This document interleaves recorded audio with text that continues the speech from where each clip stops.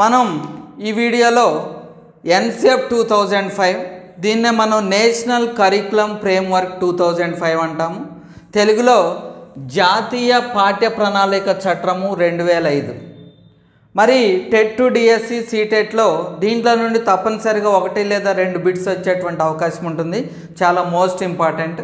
మరి జాతీయ పాఠ్య ప్రణాళిక చట్టం అనేది అసలు ఏ విధంగా ఏర్పడింది, దీంట్లో విద్యాపరమైనటువంటి ఏ అంశాల గురించి వీళ్ళు డిస్కషన్ చేశారనే దాని గురించి మనం తెలుసుకుందాం.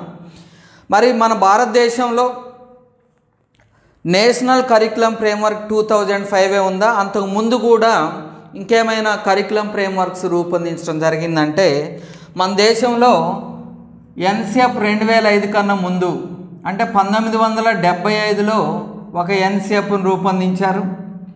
1988లో ఒక కరికులం రూపొందించారు. 2000 సంవత్సరంలో ఒక ఎన్సిఎఫ్ను రూపొందించడం జరిగింది. నెక్స్ట్ ఈ 2000 సంవత్సరం తయారు చేసినటువంటి దాన్ని సవరించి మరలా 2005లో ఏర్పాటు చేయటం జరిగింది. అంటే మన దేశంలో ఇప్పటి వరకు ఎన్ని కరికులం ఫ్రేమ్వర్క్లు రూపొందించారు అంటే ఇప్పుడు 4 అని చెప్పుకోవచ్చు. ఎప్పుడు 1975, 1988, 2000 మరియు 2005. సరే, ఇప్పుడు కొత్తగా వచ్చింది. మరి అది ఇంప్లిమెంటేషన్ 2021 నుండి స్టార్ట్ అయ్యేటువంటి అవకాశం ఉంటుంది. అది దాని గురించి తర్వాత చెప్పుకుందాం. అది నేషనల్ ఎడ్యుకేషన్ పాలసీ అంటాము. National education policy 2020. సరే, దాని గురించి మనం సపరేట్గా డిస్కషన్ చేద్దాం. సరే, మనం ఇక్కడ 1975, 88, 2000, 2005 సంవత్సరంలో మనకు ఎన్సిఎఫ్లు రూపొందించడం అనేది జరిగింది. మరి 2000 సంవత్సరంలో తయారు చేసినటువంటి 2000లో తయారు చేసినటువంటి పాఠ్య ప్రణాళికలో కొన్ని లోపాలు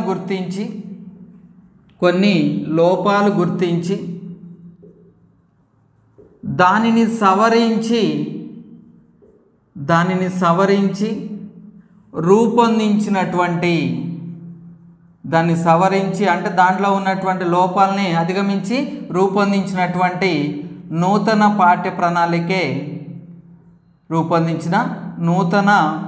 ప్రణాళికే ఏంటిది?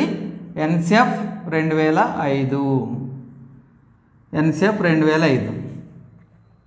మరి ఈ ఎన్సిఎఫ్ 2005 అనేది ఏ విధంగా ఏర్పడింది ఏంటి అనేది మనం ఒకసారి పరిశీలిస్తే మన ప్రభుత్వం అంటే కేంద్ర ప్రభుత్వం ఏం చేసింది అంటే 2004 జూలై 14 మరియు 19 మధ్యలో మరి నూతన పాఠ్య ప్రణాళికను రూపొందించాలి అని దానికి సంబంధించి మేధావుల్ని, విద్యావేత్తలను అందరినీ కూర్చోబెట్టి సమావేశం అనేది ఏర్పాటు చేయటం జరిగింది. మరి ఈ సమావేశంలో అంటే జూలై 14, 19 మధ్యకాలంలో జరిగినటువంటి సమావేశంలో అనేక మంది మేధావులు, విద్యావేత్తలు పాల్గొని మరి మన భారతదేశానికి అనుగుణంగా ఇంతకుముందు ఉన్నటువంటి ఏవైతే లోపాలు ఉన్నాయో ఆ లోపాలను అధిగమించాలి, భవిష్యత్తులో ఎదురయ్యేటువంటి సవాళ్ళను అధిగమించాలి. మరి దీనికోసం ఒక కొత్త పాఠ్య ప్రణాళిక రూపొందించాలి. ఎవరు రూపొందిస్తారు ఏంటి అనే దాని మీద డిస్కషన్ చేస్తే వీళ్ళు ఏం తేల్చారు అంటే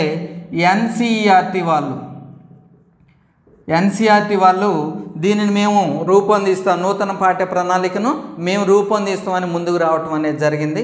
మరి ఈ ఎన్సిఆర్టీ అంటే ఏంటి అంటే మీకు అందరికి కూడా తెలుసు. ఒక్కోసారి అబ్రివేషన్ కూడా అడుగుతాడు.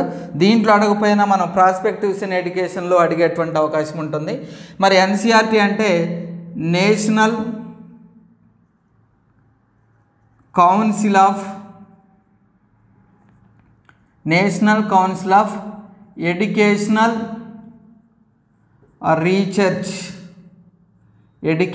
రీసెర్చ్ అండ్ ట్రైనింగ్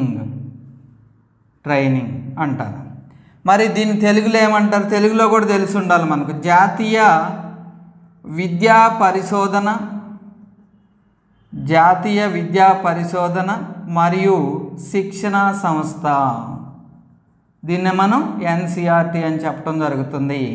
అంటే ఎన్సిఎఫ్ 2005 రూపొందించింది ఎవరు అంటే ఎన్సిఆర్టీ వాళ్ళు రూపొందించడం జరిగింది. మరి ఎన్సిఆర్టీ అంటే ఏంటి? National council of educational research and training. దీన్నే మనం తెలుగులో జాతీయ విద్యా పరిశోధన మరియు శిక్షణ సంస్థ అని చెప్పుకుంటాం. వీళ్ళు దీన్ని రూపొందించడం జరిగింది. మరియు వీరు ఈ ఎన్సీఆర్టీ వాళ్ళు ఈ నివేదికను తయారు చేసి వాళ్ళు డ్రాఫ్ట్ను తయారు చేసి ఏం చేశారంటే 2005 మే 2వ తారీఖున కేంద్ర ప్రభుత్వం వారికి అందించడం జరిగింది.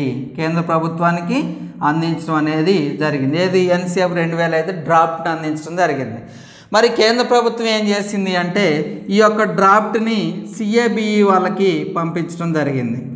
సిఏబిఈ కేబ్ అంటాము. మరి వీళ్ళకి పంపించడం జరిగింది. మరి సిఏబిఈ అంటే సెంట్రల్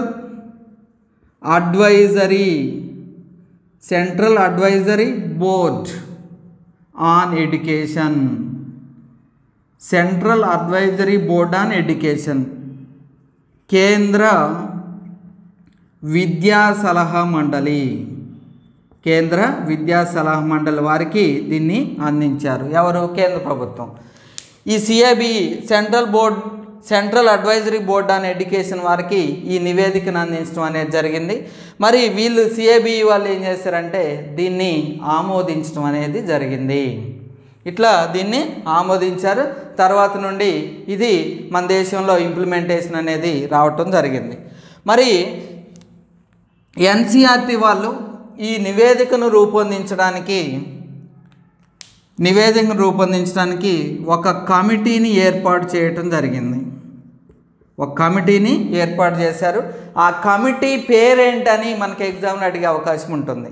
ఎన్సీఎఫ్ 2005ని రూపొందించడానికి ఎన్సీఆర్టీ వాళ్ళు ఏర్పాటు చేసినటువంటి కమిటీ పేరు ఏది అంటే జాతీయ స్టీరింగ్ కమిటీ. ఏంటిదండి? జాతీయ స్టీరింగ్ కమిటీ అనేది ఏర్పాటు చేయటం జరిగింది. మరి ఈ జాతీయ స్టీరింగ్ కమిటీకి ఏదైతే ఈ ఎన్సీఎఫ్ 2005 రూపొందించారో ఈ 2005 రూపొందించడానికి ఒక కమిటీ ఏర్పాటు చేశారని చెప్పుకున్నాం, జాతీయ స్టీరింగ్ కమిటీ.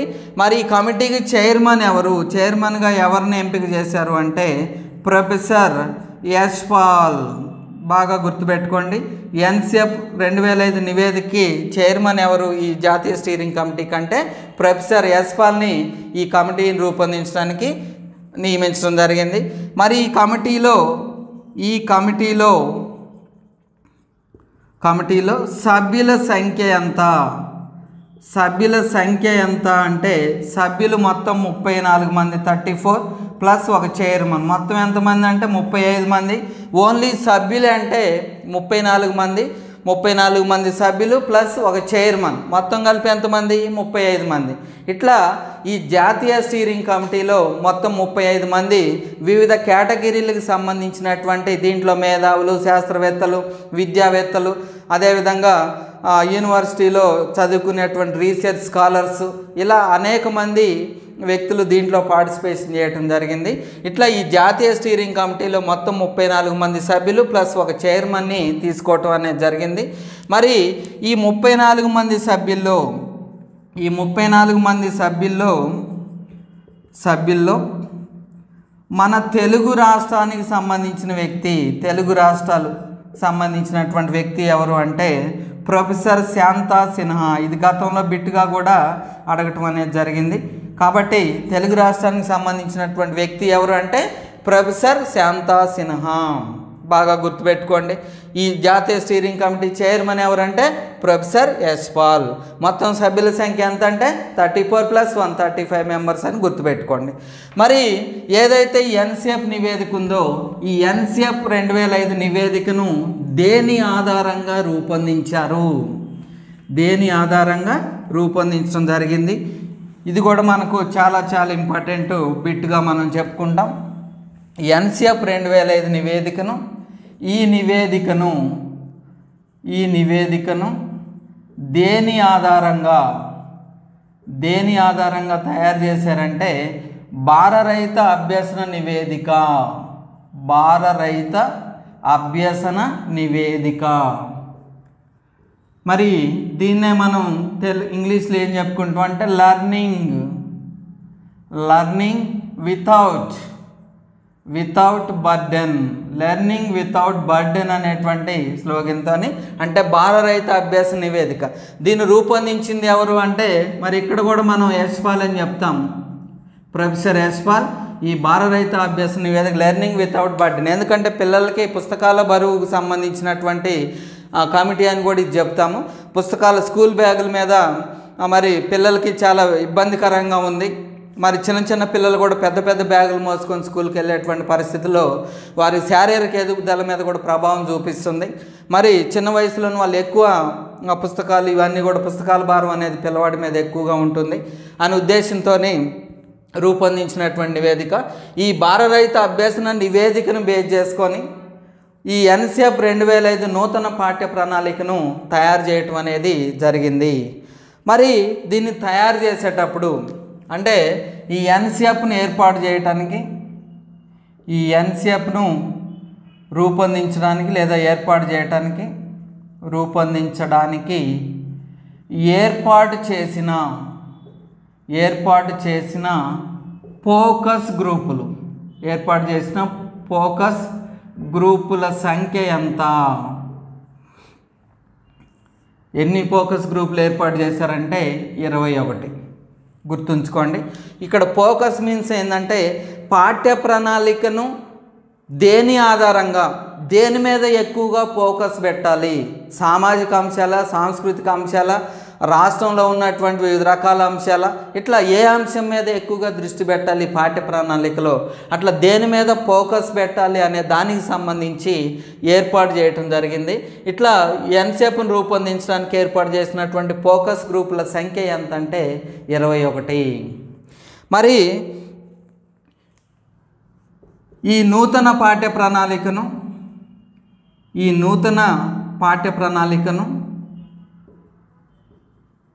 రూపొందించుకోవడానికి అంటే కరికులం తయారు చేసుకోవడానికి ఒక్కొక్క రాష్ట్రానికి ఎన్సిఆర్టీ వాళ్ళు కేటాయించిన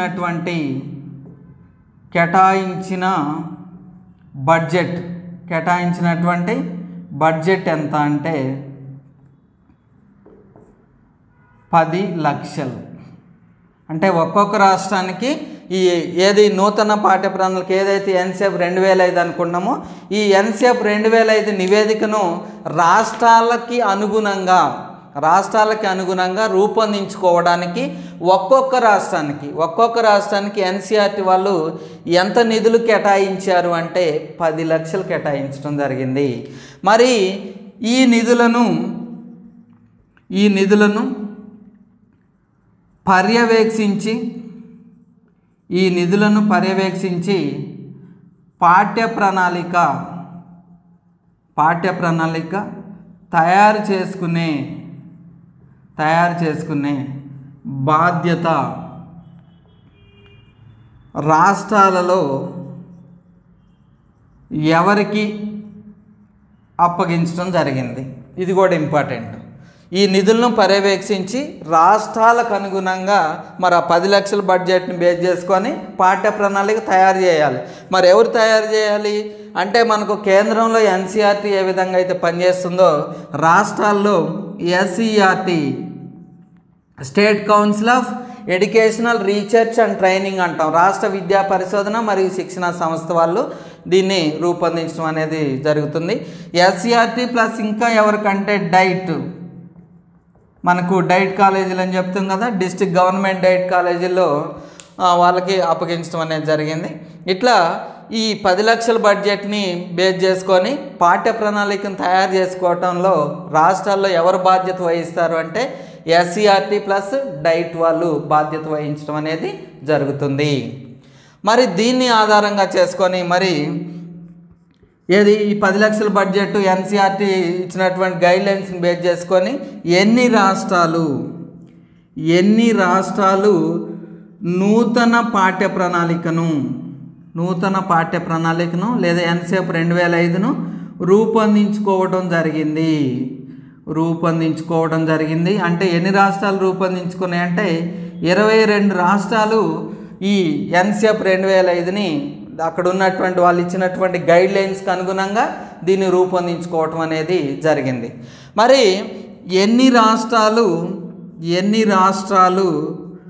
ఖచ్చితంగా అమలు చేస్తున్నాయి, ఎన్ని రాష్ట్రాలు ఖచ్చితంగా అమలు చేస్తున్నాయి అని మనం చూస్తే 17 రాష్ట్రాల్లో ఈ ఎన్సెప్ 2005ని ఖచ్చితంగా అమలు చేయటం అనేది జరుగుతుంది. మరి ఆ రాష్ట్రాల జాబితాలో మన 2 తెలుగు రాష్ట్రాలు కూడా ఉన్నాయి, ఆంధ్రప్రదేశ్ కానీ అదేవిధంగా తెలంగాణ కూడా అని ఈ రాష్ట్రాల జాబితాలో ఉంది. ఇట్లా ఈ విధంగా ఎన్సెప్ దేని ఆధారంగా అంటే భారత రైతు అభ్యాస నివేదిక ఆధారంగా రూపొందించడం జరిగింది. మరి ఎన్సెప్ను రూపొందించడానికి ఏర్పాటు చేసినటువంటి ఫోకస్ గ్రూపుల సంఖ్య ఎంత అంటే 21 అని చెప్తున్నాం. నెక్స్ట్ ఈ నూతన పాఠ్య ప్రణాళికను రూపొందించుకోవడానికి ఒక్కొక్క రాష్ట్రానికి ఇచ్చేటువంటి గ్రాంటు ఎంత అంటే 10 లక్షలు. మరి గ్రాంటుని బేస్ చేసుకొని నూతన పాఠ్య ప్రణాళికను రాష్ట్రాల్లో ఎవరు తయారు చేస్తారు అంటే ఎస్సీఆర్టీ వాళ్ళు మరియు డైట్ వాళ్ళు దీన్ని తయారు చేయడం జరుగుతుంది.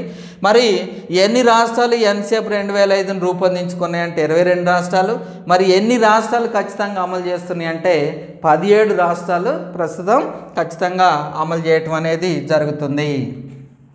మరి ఏదైతే ఈ నివేదిక ఉందో ఎన్సెప్ 2005 నివేదిక, ఈ నివేదిక మొదటి వాక్యము దేనితో ప్రారంభమవుతుంది? వెరీ వెరీ ఇంపార్టెంట్ అన్నమాట.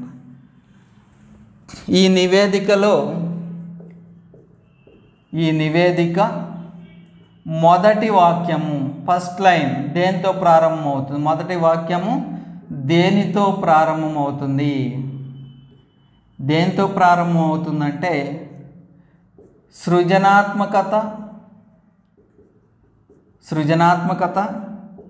సహజమైన ఆనందం. సృజనాత్మకత మరియు సహజమైన ఆనందం బాల్యానికి కీలకం అనేటువంటి వాక్యంతో ఇది ప్రారంభమవుతుంది. సృజనాత్మకత, సహజమైనటువంటి ఆనందం బాల్యానికి కీలకం అనేటువంటి వాక్యంతో ఇది ప్రారంభమవుతుంది. మరి వాక్యం ఎవరికి సంబంధించిందంటే ఇది రవీంద్రనాథ్ ఠాగూర్ రచించిన అనంగులోనే అమ్మటే గీతాంజలి అనుకోకండి. ఏంటిది అంటే ద సివిలైజేషన్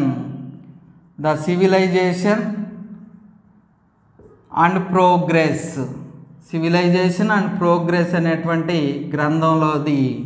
ఇది ఏ గ్రంథంలో ఉంది ఈ వాక్యం అని కూడా అడిగాడు గతంలో. ఏ గ్రంథంలో ఉందంటే ద సివిలైజేషన్ అండ్ ప్రోగ్రెస్. మరి ఈ గ్రంథాన్ని రచించింది ఎవరు అంటే రవీంద్రనాథ్ ఠాగూర్. మరి ఏమి మొదటి వాక్యం అంటే సృజనాత్మకత, సహజమైనటువంటి ఆనందము బాల్యానికి కీలకం అనేటువంటి.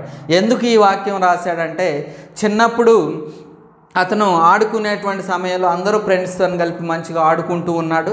అయితే వాళ్ళ ఫ్రెండ్లో ఒక అతనికి వాళ్ళ మామయ్య ఎక్కడో ముంబై నుండి వస్తూ ఒక కీ ఇస్తే ఆడేటువంటి బొమ్మను తీసుకొని రావటం జరిగింది.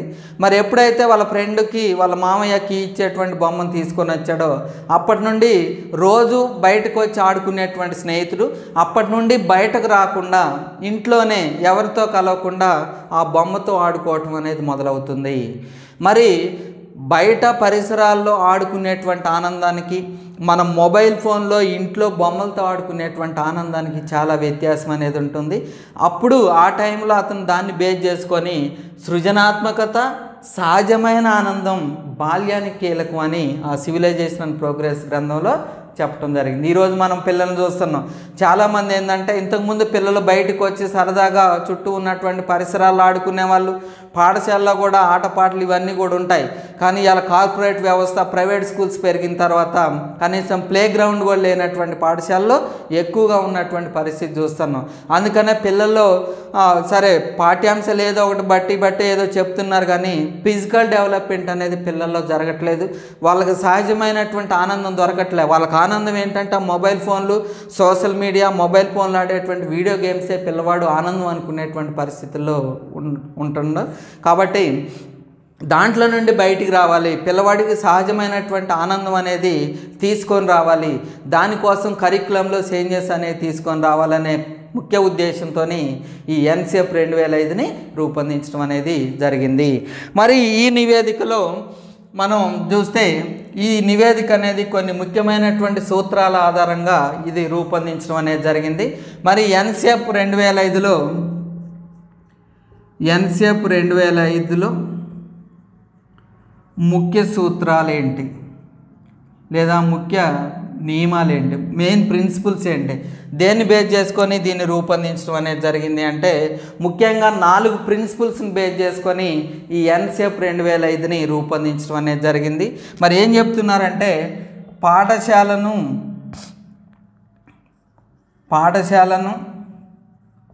తరగతి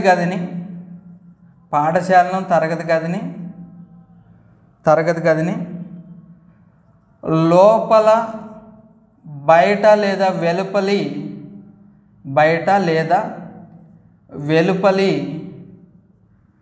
అనుభవాలతో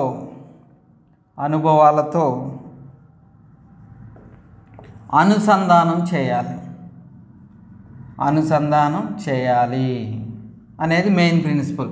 పాఠశాలను తరగతి గదిని ఏం చేయాలి, పాఠశాల లోపల మరియు బయట ఉన్నటువంటి, వెలుపల అంటే చుట్టూ ఉన్నటువంటి పరిసరాలని అర్థం. కాబట్టి పాఠశాలను తరగతి గది లోపల మరియు బయట అంటే పరిసరాలు అని అర్థం. ఆ పరిసరాల అనుభవాలతో అనుసంధానం చేయాలి. కేవలం తరగతి గదికే పరిమితం చేయకూడదు. ఎందుకంటే మనం క్లాస్ రూమ్లో చూసినటువంటి దానికి బయట ఉన్నటువంటి వాటికి కొంత వేరియేషన్ అనేది ఉంటుంది. కాబట్టి అందుకనే తరగతి గదిలో మనం బోధించినటువంటి అంశాలను బయట ఉన్నటువంటి పరిసరాలతో అనుసంధానం చేస్తూ ఆ వెలుపల అనుభవాలతోని అనుసంధానం చేస్తూ బోధిస్తే పిల్లవాడికి సబ్జెక్ట్ పట్ల మంచి నాలెడ్జ్ రావడానికి, జ్ఞానాన్ని పొందేటువంటి అవకాశం ఉంటుంది. ఉదాహరణకి సిట్రస్లో క్యాంకర్ తెగులని మనం బ్లాక్ బోర్డు మీద ఎన్ని డయాగ్రామ్స్ గీసి చెప్పినా బయటకు వెళ్ళి ఆ మొక్క దగ్గరకు తీసుకెళ్ళి, సిట్రస్ మొక్క దగ్గరకు తీసుకెళ్ళి చూపించి బోధిస్తే వచ్చేటువంటి అనుభవం చాలా గొప్పగా ఉంటుంది. పిల్లవాడికి ఎప్పటికీ కూడా గుర్తుండేటువంటి అవకాశం ఉంటుంది. కాబట్టి అలాంటి అనుభవాలతో అనుసంధానం చేయాలి పాఠశాలను తరగతి గదినని వీళ్ళు చెప్పడం జరిగింది. నెక్స్ట్ రెండవది ఏది అంటే బట్టి విధానం లేదా కంఠస్థ విధానం తగ్గించాలి. ఈరోజు మనం ప్రైవేట్ స్కూళ్ళల్లో కానీ, సరే గవర్నమెంట్ స్కూల్స్ కొంచెం బెటర్, కానీ ప్రైవేట్ స్కూల్లో చేస్తే పిల్లల్ని బట్టించడం అనేది జరుగుతుంది. పిల్లవాడికి పాఠం పేరు కూడా తెలియదు. పాఠం పేరు అడగంగానే 5.4 6.2 అని చెప్తారు, కానీ పాఠం పేరు చెప్పేటువంటి పరిస్థితి లేదు. పిల్లవాడికి పర్ఫెక్ట్గా 100కు 100 వస్తాయి, కానీ జనరల్గా ఒక క్వశ్చన్ అడిగినా కూడా చెప్పలేనటువంటి పరిస్థితి ఉంటుంది. ఎందుకంటే ఇవాళ విక్రమ్ గైడో విజిఎస్ గైడో పిల్లవాడి ముందు నుంచి ఇవాళ ఇంటర్ 10థ్లో మనం చూస్తున్నాం బై మార్కులు వస్తున్నాయి. ఎట్లా వస్తున్నాయి అంటే మొత్తం కూడా బట్టించి చెప్పించడం అనేది జరుగుతుంది. కాబట్టి పాఠశాలలో ఉన్నటువంటి బట్టి విధానాన్ని, కంఠస్థ విధానాన్ని తగ్గించాలి. ఎందుకంటే పట్టడం వల్ల ఏంటంటే అప్పటికప్పుడు ప్రయోజనం ఉంటుంది, కానీ దీర్ఘకాలికంగా పిల్లవాడికి ఎలాంటి ప్రయోజనం ఉండదు. ఇలా ఇంటర్మీడియట్లో కూడా మనం చూస్తున్నాం బట్టి వాడికి 1992 994 మార్కులు వస్తున్నాయి, కానీ ఎంసెట్లో అలాంటి పిల్లవాడికి 10,000 ర్యాంక్ వస్తుంది. మరి ఇక్కడ స్టేట్ ఫస్ట్ వచ్చినటువంటి పిల్లవాడికి అక్కడ 10,000 పైన ఎందుకు ర్యాంక్ వస్తుంది అంటే ఇవాళ పాఠ్య పుస్తకాల కన్నా కూడా గైడ్లు పెట్టి దాన్ని బట్టించి నేర్పేటువంటి చదువు మనం ఎక్కువగా చూస్తున్నటువంటి పరిస్థితి ఉంది. కాబట్టి బట్టి విధానాన్ని, కంఠస్థ విధానాన్ని తగ్గించాలని చెప్తున్నారు. నెక్స్ట్ పుస్తకాలను తరగతి గదికే పరిమితం చేయకుండా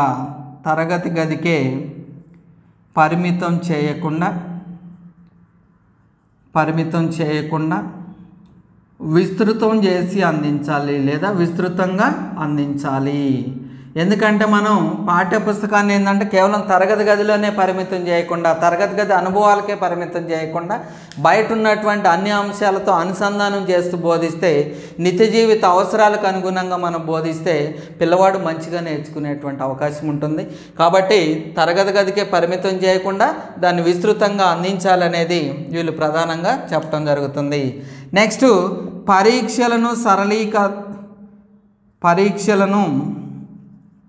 సరళీకరించి అంటే తగ్గించి, ఎందుకంటే ఇలా పొద్దాక ఎగ్జామ్సే పెడుతూ ఉన్నారు. అందుకని ఇలా సీసీ విధానం వచ్చిన తర్వాత ఫార్మేటివ్ 4 సార్లు, సమ్మేటివ్ 2 సార్లు మాత్రమే నిర్వహించడం అనేది జరుగుతుంది. కాబట్టి పరీక్షలను సరళీకరించి వీటిని కూడా ఏం చేయాలి, తరగతి గది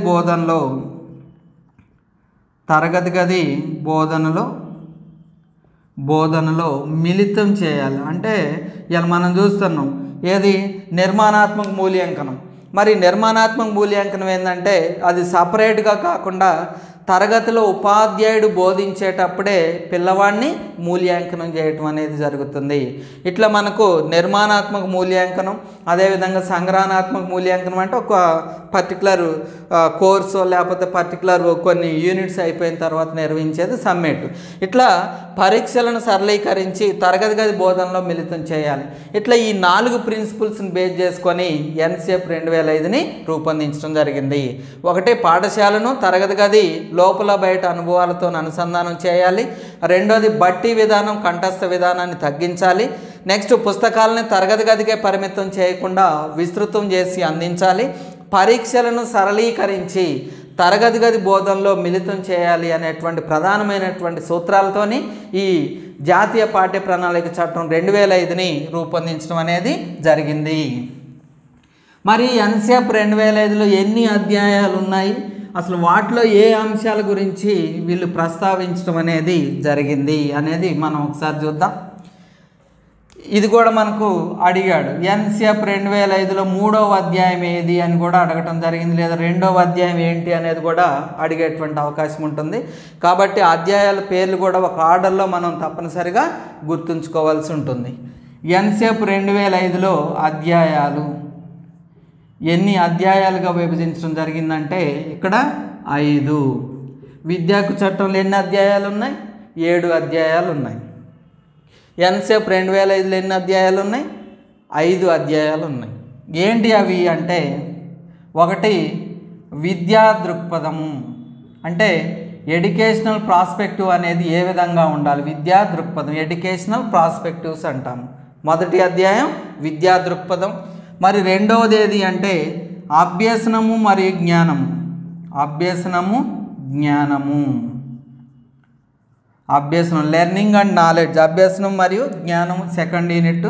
నెక్స్ట్ మూడవది పాఠశాల దశలు, పాఠశాల దశలు, పాఠ్యాంశాలు, పాఠ్యాంశాలు అంటే ఏ సబ్జెక్టులు బోధించాలి. నెక్స్ట్ మూల్యాంకనం అనేది ఏ విధంగా చేయాలి. పాఠశాల దశలు, పాఠ్యాంశాలు, మూల్యాంకనం అనేది మనం 3వ యూనిట్గా తెలుసుకుంటాం. నెక్స్ట్ 4వది తరగతి గది పరిసరాలు, తరగతి గది పరిసరాలు, స్కూల్ ఎన్విరాన్మెంట్, తరగతి గది పరిసరాలు, వాతావరణం ఏ విధంగా ఉండాలి ఏంటి అనేది వీళ్ళు చెప్పడం జరిగింది. నెక్స్ట్ 5వ యూనిట్ ఏంటంటే ఎడ్యుకేషనల్ రిఫార్మ్స్ అంటాం, విద్యాపరమైనటువంటి సంస్కరణలు.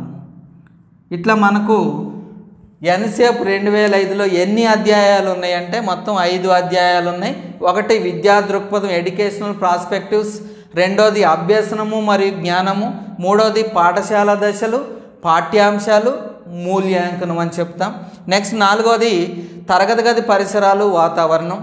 నెక్స్ట్ 5వది విద్యాపరమైనటువంటి సంస్కరణలు అని చెప్తాం. ఇట్లా మనకు మొత్తం ఎన్సిఎఫ్ 2005లో ఎన్ని అధ్యాయాలు ఉన్నాయంటే 5 అధ్యాయాలు ఉన్నాయి. మనకు ఎన్సిఎఫ్ 2005లో 3వ అధ్యాయం ఏది, పాఠశాల దశలు, పాఠ్యాంశాలు, మూల్యాంకనం. మరి 5వ అధ్యాయం ఏది, విద్యాపరమైనటువంటి సంస్కరణలు. ఇట్లా మనం గుర్తుంచుకోవాల్సినటువంటి అవసరం ఉంది. మరి ఒక్కొక్క యూనిట్ గురించి మనం తెలుసుకోవాలి. మరి ఒకటి విద్యా దృక్పథం, ఫస్ట్ వన్ విద్యా దృక్పథం లేదా ఎడ్యుకేషనల్ ప్రాస్పెక్టివ్స్ అంటాము. మరి విద్యా దృక్పథం అంటే ఎడ్యుకేషనల్ ప్రాస్పెక్టివ్ అనేది ఏ విధంగా ఉండాలి అని ఎన్సిఎఫ్ 2005 సూచించడం జరిగింది అనేది మనం చూస్తే, భారతదేశం మొత్తానికి లేదా మన దేశం మొత్తానికి, భారతదేశం మొత్తానికి ఒకే రకమైన జాతీయ విద్యా వ్యవస్థ ఉండాలి. ఒకే రకమైనటువంటి జాతీయ విద్యా వ్యవస్థ, కోర్ కరికులం అంటాం కదా, అట్నే కోర్ ఎడ్యుకేషన్ అన్నమాట. భారతదేశం మొత్తానికి ఒకే రకమైనటువంటి జాతీయ విద్యా వ్యవస్థ అనేది ఉండాలి. అట్లా ఉన్నప్పుడు ఏంటంటే దేశం మొత్తం కూడా మంచిగా డెవలప్మెంట్ అంటే విద్యాపరంగా సరైనటువంటి అభివృద్ధిని సాధించడానికి అవకాశం ఉంటుంది. ఈరోజు మనం చూస్తున్నాం ఈ కరికులంలో వేరియేషన్స్ వల్ల కొన్ని రాష్ట్రాలు అక్కడ ఉన్నటువంటి పిల్లల్లో స్కిల్స్ పెరుగుతున్నాయి, కొన్ని రాష్ట్రాల్లో అవి అనుకున్న విధంగా పెరగటం లేదు. అందుకనే వీళ్ళు ఏం చెప్తున్నారంటే ఒకే రకమైనటువంటి జాతీయ విద్యా వ్యవస్థ అనేది తప్పనిసరిగా ఉండాలి. ఏదైతే భారరహిత అభ్యసనం అనుకున్నామో భారరహిత అభ్యసనానికి అనుగుణంగా అంటే పిల్లల మీద ఎలాంటి బాధ్యత పడకుండా అంటే పుస్తకాల రూపేణ కానీ లేదా కరికులం రూపేణ కానీ ఏ విధమైనటువంటి ఒత్తిడి గురి కాకుండా భారరహిత అభ్యసనం ఆధారంగా పాఠ్య ప్రణాళిక అనేది తయారు చేయాలి. పాఠ్య ప్రణాళిక లెర్నింగ్ వితౌట్ బర్డెన్ భారరహిత అభ్యసనం ఆధారంగా పాఠ్య ప్రణాళికను తయారు చేయాలి అని వీళ్ళు చెప్పటం జరుగుతుంది. నెక్స్ట్ ఇంకా ఏంటి అంటే స్థానిక సంస్కరణలు లేదా సంస్థాగతమైనటువంటి సంస్కరణలు లోకల్ రిఫార్మ్స్ అంటాము. స్థానిక లేదా సంస్థాగత సంస్కరణలకు అనుగుణంగా పాఠ్య ప్రణాళికను తయారు చేసుకోవాలి. అంటే అర్థం ఏంటి ఇక్కడంటే భారతదేశానికి మొత్తానికి ఒకే రకమైనటువంటి జాతీయ వ్యవస్థ ఉండాలి, కానీ మరి లోకల్ రిఫార్మ్స్ని కూడా బేస్ చేసుకొని తయారు చేయాలి. ఏంటంటే ఇప్పుడు ఉదాహరణకి తెలంగాణ ఉంది. తెలంగాణలో ఉన్నటువంటి సంస్కృతి వేరుగా ఉంటుంది, తెలంగాణలో ఉన్నటువంటి సాంప్రదాయాలు వేరుగా ఉంటాయి. మరి ఆంధ్రప్రదేశ్లో ఉన్నటువంటి సంస్కృతి సాంప్రదాయాలు వేరుగా ఉంటాయి. అక్కడ ఉన్నటువంటి లోకల్ నీడ్స్ వేరు ఉంటాయి, ఇక్కడ ఉన్నటువంటి లోకల్ నీడ్స్ వేరుగా ఉంటాయి. కాబట్టి ఇక్కడ అవసరాలకు అనుగుణంగా పిల్లవాడి యొక్క అవసరాలను తీర్చే విధంగా మనకు పాఠ్య ప్రణాళిక అనేది ఉండాలనే ఉద్దేశంతో వీళ్ళు ఏం చెప్తున్నారంటే ఏవైతే లోకల్ రిఫార్మ్స్ ఉన్నాయో దానికి అనుగుణంగా పాఠ్య ప్రణాళికను తయారు చేసుకోవాలని చెప్తున్నారు. అందుకని ఈరోజు మనం తెలంగాణకు సంబంధించి తెలుగు పుస్తకంలో తెలంగాణ కవుల గురించి ఉంది. అదేవిధంగా ఆంధ్రప్రదేశ్లో ఉన్నటువంటి కవుల గురించి, మరి ఆంధ్రప్రదేశ్లో ఉన్నటువంటి సోషల్లో అక్కడ ఉన్నటువంటి పరిస్థితులు, అదేవిధంగా తెలంగాణ హిస్టరీ మరియు సోషల్ పుస్తకాలు ఇక్కడున్నటువంటి సంస్కృతి కానీ ఇక్కడున్నటువంటి చరిత్ర గురించి అందించడం అనేది జరుగుతుంది. ఇట్లా లోకల్ రిఫార్మ్స్కి అనుగుణంగా పాఠ్య ప్రణాళిక అనేది తయారు చేయాలనేది వీళ్ళు చెప్పడం జరుగుతుంది. నెక్స్ట్ రాజ్యాంగ విలువలైనటువంటి రాజ్యాంగ విలువలు. మరి రాజ్యాంగ విలువలు ఏం చెప్తున్నాయి అంటే సమానత్వం అని, మరి సమానత్వం సాధించాలి, అందరికీ సమాన విద్యావకాశాలు కల్పించాలి, అందరికీ సమాన విద్యావకాశాలు కల్పించాలి, సమానత్వం సాధించాలని మనం చెప్పుకుంటున్నాం.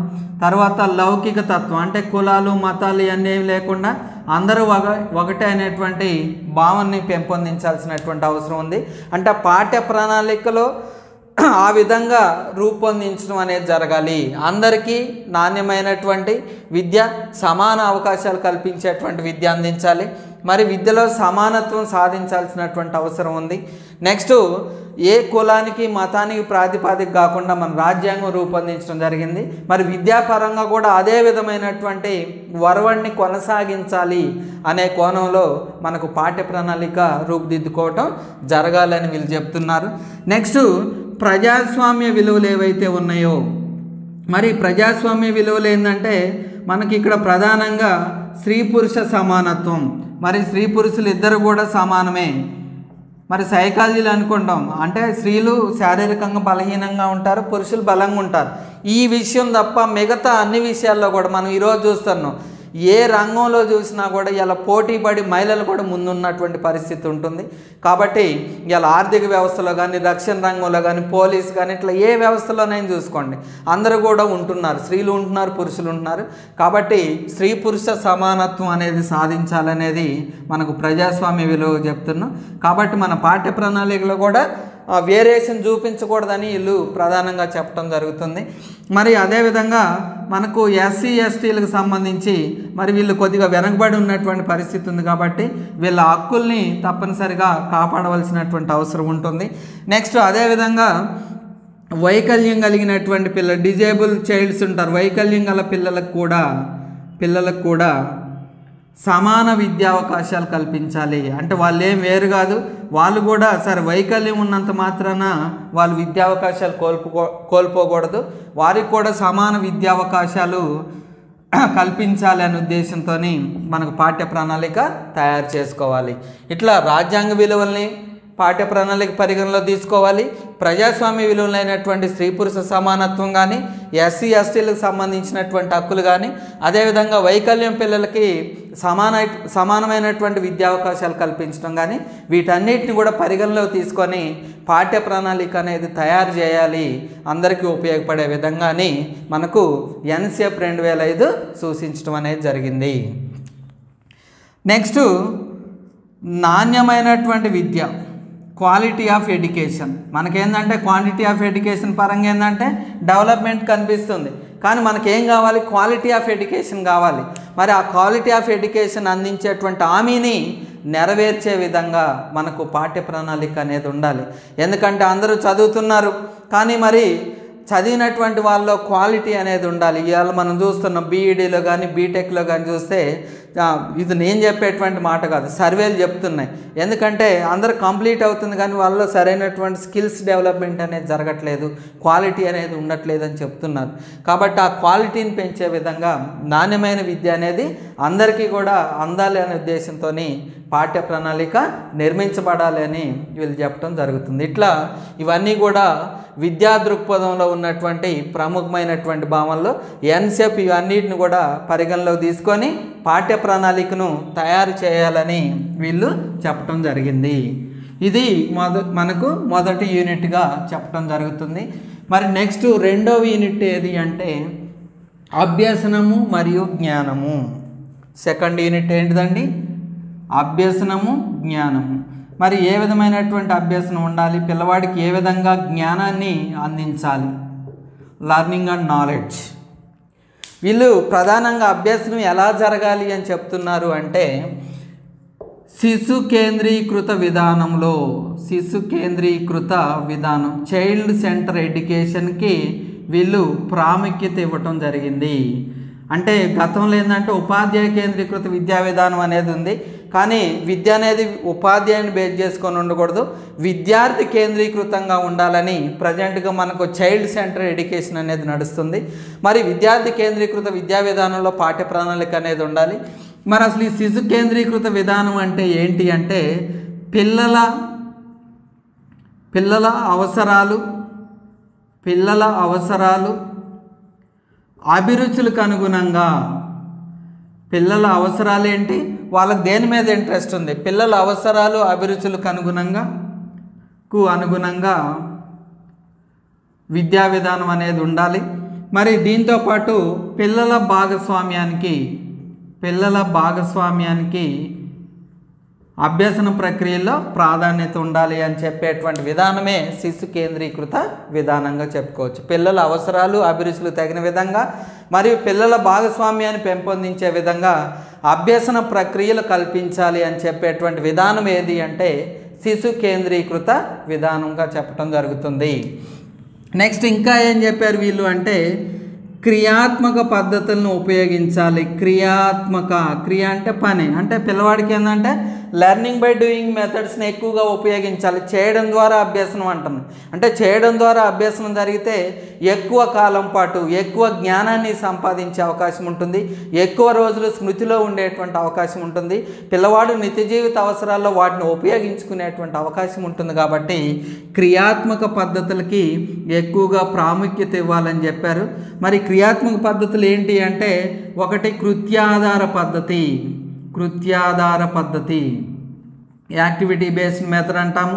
నెక్స్ట్ ప్రయోగాత్మక పద్ధతులకి ఎక్కువగా ప్రాధాన్యత ఇవ్వాలి. ల్యాబొరేటరీ మెథడ్ మరియు యాక్టివిటీ బేస్డ్ మెథడ్కి ఎక్కువగా ఇంపార్టెన్స్ ఇవ్వాలని ఈ రెండింటిని మనం ఏమంటున్నాం క్రియాత్మక పద్ధతులు అంటున్నాం. ఇట్లా క్రియాత్మక పద్ధతులు అయినటువంటి కృత్యాధార పద్ధతి అదేవిధంగా ప్రయోగాత్మక పద్ధతికి ఎక్కువగా ప్రాముఖ్యత ఇవ్వాలని ఈ ఎన్సిఎఫ్ సూచించడం అనేది జరిగింది. మరి క్రియాత్మక పద్ధతుల్లో అభ్యసనం వలన, క్రియాత్మక పద్ధతిలో పిల్లవాడు అభ్యసనం జరగటం వల్ల ఏమవుతుందంటే పిల్లల్లో ఆలోచన పెంపొందుతుంది. అదేవిధంగా పిల్లవాళ్ళలో కుతూహలం, క్యూరియాసిటీ, ప్రయోగాలు చేస్తున్నప్పుడు, యాక్టివిటీ చేస్తున్నప్పుడు మీరు చూడండి పిల్లలు ఏదో తెలుసుకోవాలనేటువంటి తపన అవన్నీ కూడా కనిపిస్తూ ఉంటాయి. అదే మనం క్యూరియాసిటీ అంటాం, కుతూహలం. తర్వాత దీంతోపాటు సృజనాత్మకత, పిల్లవాడు ప్రయోగాలు చేసేటువంటి క్రమంలో కానీ కృత్యాలు చేసేటువంటి సమయంలో కానీ వాళ్ళలో ఉన్నటువంటి క్రియేటివ్ థాట్స్ కూడా బయటకు వచ్చేటువంటి అవకాశం ఉంటుంది. కాబట్టి సృజనాత్మకత, లాజికల్ థింకింగ్, తార్కిక ఆలోచనలు ఇవన్నీ కూడా పిల్లల్లో పెంపొందేటువంటి అవకాశం ఉంటుంది. ఏ పద్ధతుల్లో అండి? క్రియాత్మక పద్ధతుల్లో మనం విద్యను అభ్యసనం కనుక జరిగితే పిల్లల్లో ఆలోచన కానీ, క్యూరియాసిటీ కానీ, క్రియేటివిటీ కానీ, లాజికల్ థింకింగ్ కానీ పెరిగేటువంటి అవకాశం దీని ద్వారా జరిగేటువంటి అవకాశం ఉంటుంది. నెక్స్ట్ ఇంకా ఏం చెప్తున్నారు అంటే పిల్లవాని జ్ఞాన నిర్మాణంలో స్థానిక వనరుల్ని అంటే లోకల్గా ఉన్నటువంటి రిసోర్సెస్ని ఎక్కువగా ఉపయోగించుకునే విధంగా చేయాలి. పిల్లవాళ్ళ జ్ఞానానికి ఎప్పుడు మంచిగా పిల్లవాళ్ళ నాలెడ్జ్ డెవలప్ అవుతుందంటే లోకల్గా ఉన్నటువంటి రిసోర్సెస్ని ఉపయోగించుకుంటే. ఉదాహరణకు ఒక పల్లెటూరులో మనం పాఠాలు బోధించేటువంటి క్రమంలో పిల్లవాళ్ళు సరైనటువంటి జ్ఞాన నిర్మాణం జరగాలంటే ఉదాహరణకు సైన్స్ ఉపాధ్యాయుడు ఉన్నాడు, మరి ఆ స్కూల్ పక్కనే పంట పొలాలు ఉంటాయి, వివిధ రకాల మొక్కలు ఉంటాయి, మరి వాటిని చూపించుకుంటూ బోధిస్తే పిల్లవాళ్ళలో మంచిగా జ్ఞాన నిర్మాణం జరిగిద్ది. అదేవిధంగా గ్రామ పంచాయతీ ఆఫీస్ తీసుకొని వెళ్ళటం, అదేవిధంగా తూనికల కొలత లోకల్గా ఉన్నటువంటి కిరాణా షాపులకు తీసుకొని వెళ్ళటం ద్వారా ఇట్లా స్థానిక వనరులను ఉపయోగించుకోవడం ద్వారాగా పిల్లవాళ్ళ జ్ఞాన నిర్మాణం జరిగే విధంగా చేయాలని చెప్తున్నారు. మరి పిల్లవాని జ్ఞాన నిర్మాణంలో లేదా శిశువు యొక్క జ్ఞాన నిర్మాణంలో పిల్లవాని జ్ఞాన నిర్మాణంలో సహాయపడేవి ఏంటాయి? ఇది గతంలో మనకు బిట్ కూడా రావటం జరిగింది. పిల్లవాని జ్ఞాన నిర్మాణంలో సహాయపడేటువంటి అంశాలు ఏంటి అంటే ఒకటి మాతృభాష. అందుకని ఇలా NEP 2020లో కూడా ఏం చెప్తున్నారంటే మాతృభాషకి ఎక్కువగా ప్రాధాన్యత ఇవ్వాలని చెప్తున్నారు. కాబట్టి మాతృభాషలోనే పిల్లవాళ్ళలో సరైనటువంటి జ్ఞాన నిర్మాణం జరిగేటువంటి అవకాశం ఉంటుంది. సరే ఇంగ్లీషు అవసరమా అంటే ఇంగ్లీష్ కూడా అవసరమే. English is essential language, international language. కానీ ప్రాథమిక దశలో పిల్లవాడికి మాతృభాషలో బోధించినప్పుడే సరైనటువంటి జ్ఞానం అందేటువంటి అవకాశం ఉంటుంది. ఎందుకంటే మనం మాతృభాషలో సంభాషించుకుంటుంటే ఆ మాధుర్యమే చాలా గొప్పగా మంచి అనుభూతిని కలిగించే విధంగా ఉంటుంది. కాబట్టి మాతృభాషలో పిల్లవాడికి జ్ఞాన నిర్మాణం చేయాలి. నెక్స్ట్ ఇంకా పిల్లవాని సామాజిక, సాంస్కృతిక, ఆర్థిక నేపథ్యాలు కూడా ఏంటి పిల్లవాని యొక్క జ్ఞాన నిర్మాణంలో సహాయపడతాయి. అంటే పిల్లవాడు ఆ శిశువు ఉండేటువంటి పరిసరాలు కానీ ఆ ఏరియాలో ఉన్నటువంటి సాంస్కృతిక అంశాలు కానీ శిశువు యొక్క ఆర్థిక నేపథ్యాలు కానీ ఇవన్నీ కూడా దేనికి ఉపయోగపడతాయి అంటే జ్ఞాన నిర్మాణంలో సహాయపడతాయి. కాబట్టి బాగా గుర్తుపెట్టుకోండి, శిశువు యొక్క జ్ఞాన నిర్మాణంలో సహాయపడేటువంటి అంశాలు ఏంటి అంటే ఒకటి మాతృభాష, రెండోది శిశువు యొక్క సామాజిక, సాంస్కృతిక, ఆర్థిక నేపథ్యాలు అనేవి జ్ఞాన నిర్మాణంలో సహాయపడటం అనేది జరుగుతుంది. నెక్స్ట్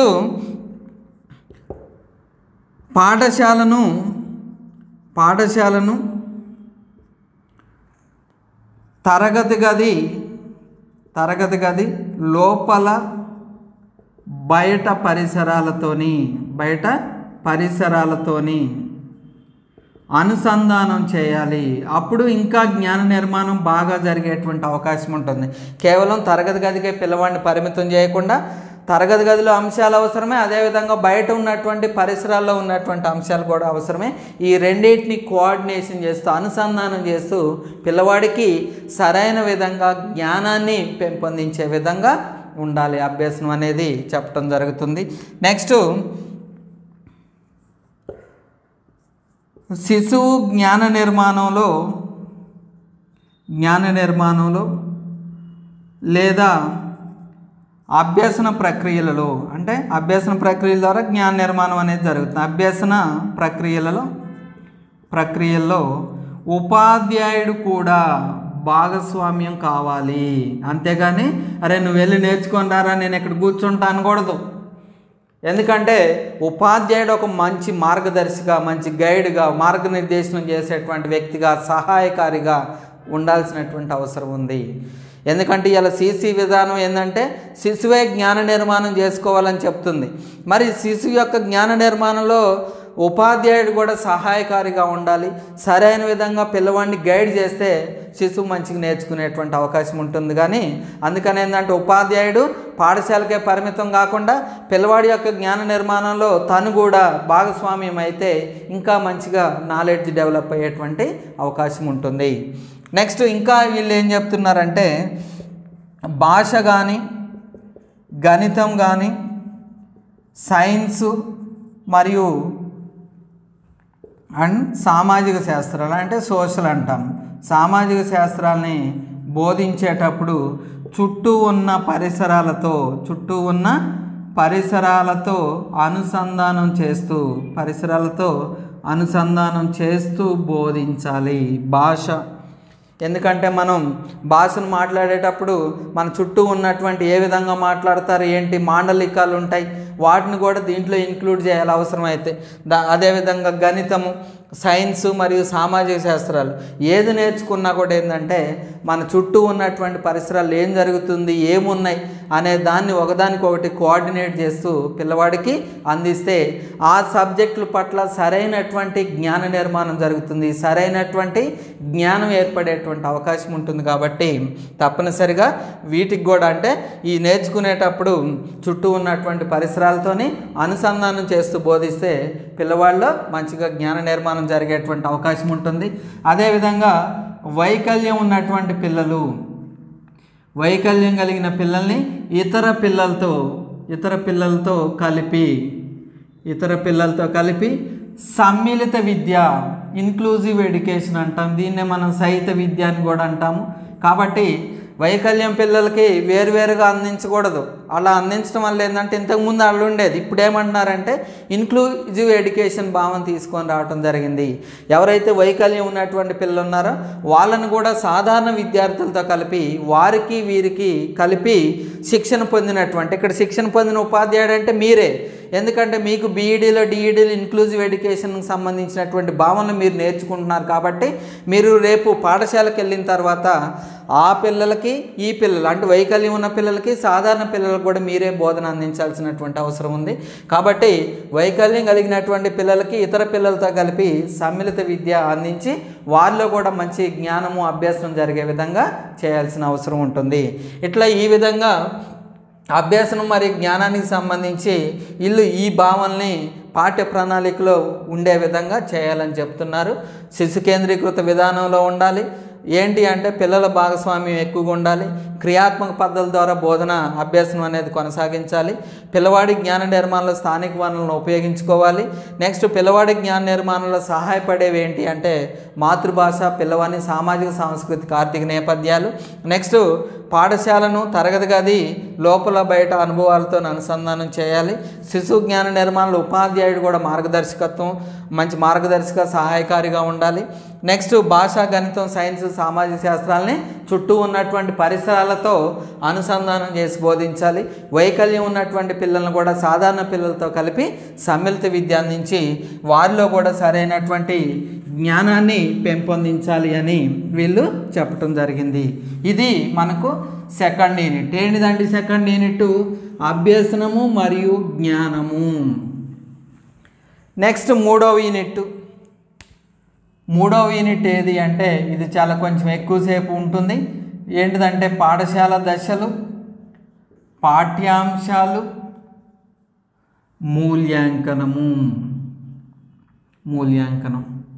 మరి దీంట్లో ముందుగా పాఠశాల దశల గురించి తెలుసుకుందాం. పాఠశాల దశలు మరి ఏ పాఠశాల దశలు ఉంటాయి ఏంటి అనేది మనం ఒకసారి చూస్తే పాఠశాల దశలను వీళ్ళు 4 దశలుగా విభజించడం జరిగింది. ఏంటిది అవి అంటే ఒకటి పూర్వ ప్రాథమిక దశ, ప్రీ ప్రైమరీ అంటాం కదా, ప్రీ ప్రైమరీ ఎడ్యుకేషన్ పూర్వ ప్రాథమిక దశ. దీన్నే బాల్యారంభ దశ అని కూడా అంటాము. బాల్యారంభ దశ లేదా ప్రీ ప్రైమరీ ఎడ్యుకేషన్. ఇది ఎప్పటి నుండి ఎప్పటి వరకు ఉంటుంది అంటే 3 to 6 years, 3 నుండి 6 సంవత్సరాల వరకు ఉండేటువంటిదే మనం పూర్వ ప్రాథమిక దశ అంట. జనరల్గా మనం పిల్లల్ని బయట పంపిస్తూ ఉంటాం, నర్సరీ, ఎల్కేజీ, యూకేజీ, ఈ 3 మనకు పూర్వ ప్రాథమిక దశ అని చెప్పుకుంటున్నాం. మరి ఈ దశ గురించి చెప్పుకుంటే వీళ్ళు ఏం చెప్తున్నారంటే ఈ దశ అనేది ఇంటికి లేదా గృహానికి, ఇంటికి పాఠశాలకు మధ్య వారధి లాంటిది. ఇంటికి పాఠశాలకు మధ్య వారధి లాంటిది ఏది? పూర్వ ప్రాథమిక దశ లేదా బాల్యారంభ దశ అని చెప్పుకుంటున్నాం. మరి ఈ దశలో జరిగే అభ్యసనము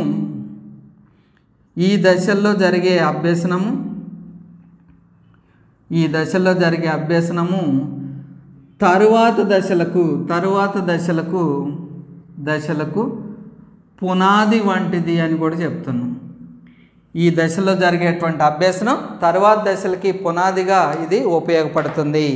మరి ఈ దశలో అంటే ఈ పూర్వ ప్రాథమిక దశలో విద్యా విధానం ఏ విధంగా ఉంటుంది, ఎట్లా అందిస్తారు అంటే అనియత విధానంలో, నాన్ ఫార్మల్ ఎడ్యుకేషన్ అంటాం. అనియత విధానంలో విద్య అనేది అందించడం జరుగుతుంది.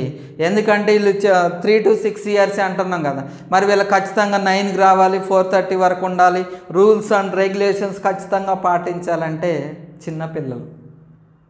వాస్తవంగా 6 yearsకే స్కూలుకు పంపించాలని అనేక మంది మేధావులు ఇలా చెప్పడం జరిగింది. కానీ మనకేంటంటే మారుతున్నటువంటి పరిస్థితులకు అనుగుణంగా మార్పు రావాలి కాబట్టి 3 yearsకే మనం స్కూలుకు పంపించడం అనేది జరుగుతుంది. గవర్నమెంట్ ప్రభుత్వం కూడా ఆలోచించి ఇప్పటి నుండే ప్రీ ప్రైమరీ ఎడ్యుకేషన్ అందించాలని చెప్తుంది. సరే, ఈ 3 to 6 years మధ్యలో ఏంటంటే అనియత విధానం అనేది ఉంటుంది. అంటే వీళ్ళకి ఖచ్చితంగా ఈ వర్కింగ్ అవర్స్ ఉంటాయి, ఈ రూల్స్ అండ్ రెగ్యులేషన్స్ అనేవి సరే అంతగా పాటించాల్సిన అవసరం లేదనేది చెప్పడం జరుగుతుంది. అనియత విధానంలో బోధన జరుగుతుంది. మరి ఈ దశలో మంచి అభ్యసన కార్యక్రమాలు ఏర్పాటు చేస్తే,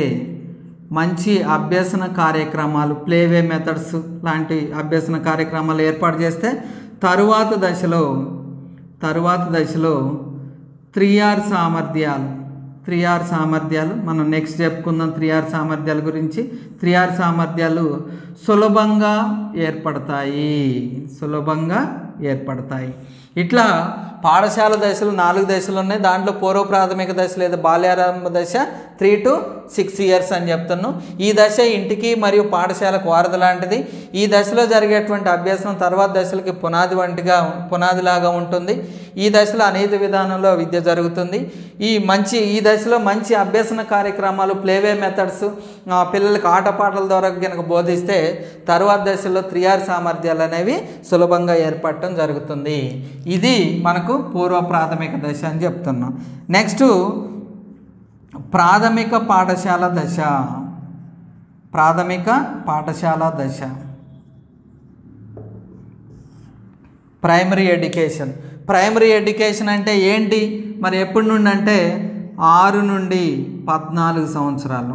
మనం జనరల్గా ఏంటంటే ప్రైమరీ అనగా 5వ తరగతి వరకు అంటాం, కాదు.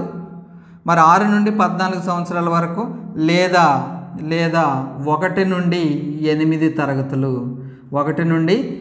తరగతులు మనకు ప్రాథమిక పాఠశాల దశగా చెప్పడం జరుగుతుంది. మరి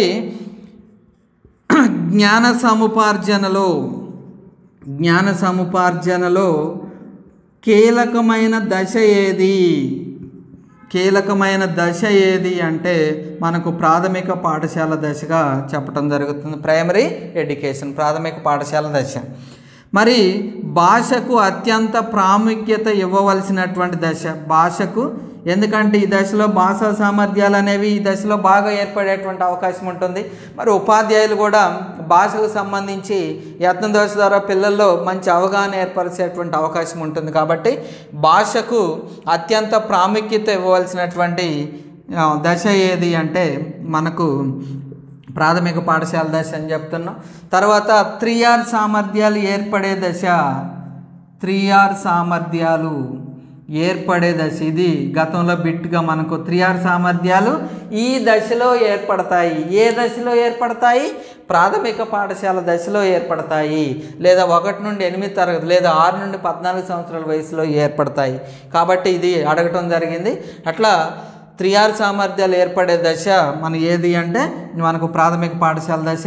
మరి 3Rs అనగా ఏంటి అంటే మనకు రీడింగ్ అంటే చదవటానికి సంబంధించిన సామర్థ్యాలు పెరగాలి. రీడింగ్, రైటింగ్ స్కిల్స్ కూడా ఈ దశలో పెరగాలి. నెక్స్ట్ సింపుల్ ఆర్థమెటిక్ అంటే చతుర్విధ ప్రక్రియలు అంటాంగా, ఆ సింపుల్ ఆర్థమెటిక్ సంబంధించినటువంటి అన్నీ కూడా పిల్లవాడు చేయగలగాలి. ఇట్లా రీడింగ్, రైటింగ్, ఆర్థమెటిక్ 3R సామర్థ్యాలు ఏర్పడేటువంటి దశ ఏది అంటే ప్రాథమిక పాఠశాల దశ. జ్ఞాన సంపార్జనలో కీలకమైన దశ, భాషకు అత్యంత ప్రాముఖ్యత ఇవ్వాల్సినటువంటి దశని మనం ప్రాథమిక పాఠశాల దశగా చెప్పడం జరుగుతుంది. మరి ఈ దశలో నీత విధానంలో బోధన కొనసాగుతుంది, లేదా విద్యా విధానం ఏ విధంగా ఉంటుందంటే నీత విధానం, ఫార్మల్ ఎడ్యుకేషన్ విధంగా ఉంటుంది. అంటే రూల్స్ అండ్ రెగ్యులేషన్స్, టైమింగ్స్ ఇవన్నీ కూడా పర్ఫెక్ట్గా ఉండటం జరుగుతుంది. ఇట్లా ఇది ప్రాథమిక పాఠశాల దశగా చెప్పటం జరుగుతుంది. నెక్స్ట్ మూడోది ఏది అంటే మాధ్యమిక దశ. మాధ్యమిక దశ. నెక్స్ట్ థర్డ్ వన్ ఏది అంటే మనం మాధ్యమిక దశ, లేదా దీన్నే మనం ఇంకేమని చెప్పుకుంటాం అంటే సెకండరీ దశ అని చెప్పుకుంటున్నాం. నెక్స్ట్ థర్డ్ వన్ మాధ్యమిక దశ, సెకండరీ ఎడ్యుకేషన్ అంటాం కదా, అది అన్నమాట మాధ్యమిక దశ లేదా సెకండరీ దశ, సెకండరీ స్కూల్ ఎడ్యుకేషన్ అంటాం. మాధ్యమిక దశ ఎప్పటి నుండి ఎప్పటి వరకు అంటే ఆల్రెడీ ఇందాక 8వ తరగతి వరకు అయిపోయిందిగా, 9, 10 తరగతులు, 9, 10 తరగతులు, లేదా అక్కడ ఎన్ని సంవత్సరాల వరకు అయిపోయింది? 14 సంవత్సరాలు. ఇది ఎప్పుడు అంటే 15 నుండి 16 సంవత్సరాల వరకు ఉండేటువంటి దశనే మనం మాధ్యమిక దశ లేదా సెకండరీ స్కూల్ ఎడ్యుకేషన్గా చెప్పడం జరుగుతుంది. మరి మాధ్యమిక దశలో మనం చూస్తే బోర్డు పరీక్షల ఒత్తిడి ప్రారంభమయ్యే దశ ఏది? బోర్డు పరీక్షల ఒత్తిడి ప్రారంభమయ్యేటువంటి దశ ఏది అంటే మాధ్యమిక దశ లేదా సెకండరీ దశ. ఈ దశకు రాంగలో 9వ తరగతి రాంగలోనే అమ్మ నెక్స్ట్ 10th క్లాస్ చదువుతున్నావు, 10వ తరగతి మంచి మార్కులు రావాలి, 10వ తరగతి ఇలా, 10వ తరగతి అలా అని పిల్లల మీద లేనిపోని టెన్షన్ అనేది క్రియేట్ చేస్తూ ఉంటారు. కాబట్టి ఇట్లా బోర్డు పరీక్షల ఒత్తిడి ప్రారంభమయ్యేటువంటి దశ ఏది అంటే సెకండరీ దశ. అదేవిధంగా విద్యార్థి తనకు తానుగా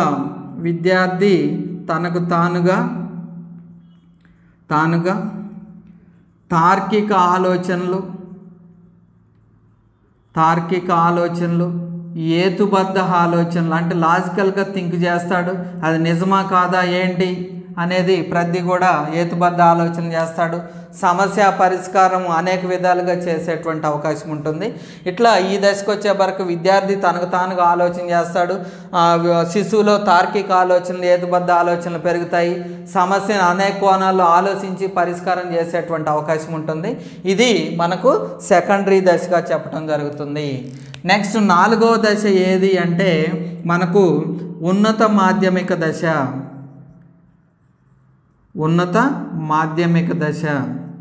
లేదా ఉన్నత సెకండరీ దశ, హైయర్ ఎడ్యుకేషన్ అంటాం. సెకండరీ దశ, ఇది సెకండరీ స్టేజ్, ఇది హైయర్ సెకండరీ అంటాం, ఉన్నత మాధ్యమిక దశ. మరి ఉన్నత మాధ్యమిక దశ ఎప్పటి నుండి ఎప్పటి వరకు అంటే మనకు 11, 12 తరగతులు. దీన్నే మనం ఏమంటాం? +2 అంటాం. అంటే మన దగ్గర ఇంటర్మీడియట్ ఉంది కానీ మనం నార్త్ ఇండియన్ సైడ్ వైపు వెళ్తే +2 ఉంటుంది. 11th, 12th అనేది ఉండదు. అంటే ఇది ఇంటర్మీడియట్ అనేది లేకుండా +2 అని పిలవటం జరుగుతుంది. కాబట్టి +2 లేదా 17 నుండి 18 సంవత్సరాలు, 15 నుండి 18 సంవత్సరాలు ఉండేటువంటిది ఉన్నత మాధ్యమిక లేదా ఉన్నత సెకండరీ దశ అంటాము. మరి ఇక్కడ చూస్తే విద్యార్థి తనకు నచ్చిన కోర్సులను ఎంపిక చేసుకునే దశగా చెప్పటం జరుగుతుంది. తనకు నచ్చిన కోర్సుల్ని ఎంపిక చేసుకునేటువంటి దశ ఏది అంటే మనకు ఉన్నత మాధ్యమిక దశ అంటాము. ఎంపీసీ, బైపీసీ, సిఈసి, హెచ్ఈసి అని చెప్పుకుంటాం కదా. విద్యార్థి తనకు ఏదైతే ఇష్టమో దాన్ని అట్లా ఎంపిక చేసుకునేటువంటి దశగా మనం ఈ దశని చెప్తాము. నెక్స్ట్ వృత్తి విద్యా కోర్సులు మనం ప్రొఫెషనల్ కోర్సులు అంటాం. వృత్తి విద్యా కోర్సులను ఎంపిక చేసుకునే దశ ఏది అంటే మనకు మాధ్యమిక దశ అంటాం. ఉదాహరణకి ఐటీఐ కానీ, పాలిటెక్నిక్ కానీ ఇలాంటివన్నీ కూడా మనం వృత్తి విద్యా కోర్సులు అంటాము. ఇట్లా వృత్తి విద్యా కోర్సుల్ని ఎంపిక చేసుకునేటువంటి దశగా కూడా మనం ఉన్నత మాధ్యమిక దశ లేదా ఉన్నత సెకండరీ దశ అంటాము. ఇట్లా ఎన్సిఎఫ్ మనకు పాఠశాల దశల్ని 4 దశలుగా చెప్పడం జరిగింది. ఒకటి పూర్వ ప్రాథమిక దశ, రెండోది ప్రాథమిక దశ, మూడోది మనకు సెకండరీ దశ లేదా మాధ్యమిక దశ, నాలుగోది ఉన్నత మాధ్యమిక దశ అని ఇట్లా 4 దశలుగా విభజించడం అనేది జరిగింది. మరి బోర్డు పరీక్షల ఒత్తిడి ప్రారంభమయ్యేటువంటి దశ ఏదండి అంటే సెకండరీ దశ. వృత్తి విద్యా కోర్సులను ఎంపిక చేసుకునే దశ ఉన్నత మాధ్యమిక దశ అని చెప్తున్నాం. జ్ఞానార్జనలో కీలకమైనటువంటి దశ మనకు ప్రాథమిక పాఠశాల దశ అని చెప్పుకుంటున్నాం. అదేవిధంగా ఇంటికి పాఠశాలకు వారధి లాంటి దశ ఏది అంటే మనకు బాల్యారంభ దశ లేదా పూర్వ ప్రాథమిక దశ. ఇట్లా మనకు ఎగ్జామ్ పాయింట్ ఆఫ్ వ్యూలో క్వశ్చన్స్ అడిగేటువంటి అవకాశం ఉంటుంది. నెక్స్ట్ మనకు పాఠశాల దశలు అయిపోయినాయి. నెక్స్ట్ పాఠ్యాంశాలు అంటే సబ్జెక్టులు, ఏ సబ్జెక్ట్ని ఏ విధంగా బోధించాలి అనే దాని గురించి కూడా వీళ్ళు చెప్పడం జరిగింది. మరి ఆ పాఠ్యాంశాలు సబ్జెక్టులకు సంబంధించినటువంటిది మనం నెక్స్ట్ వీడియోలో తెలుసుకుందాం. Thank you.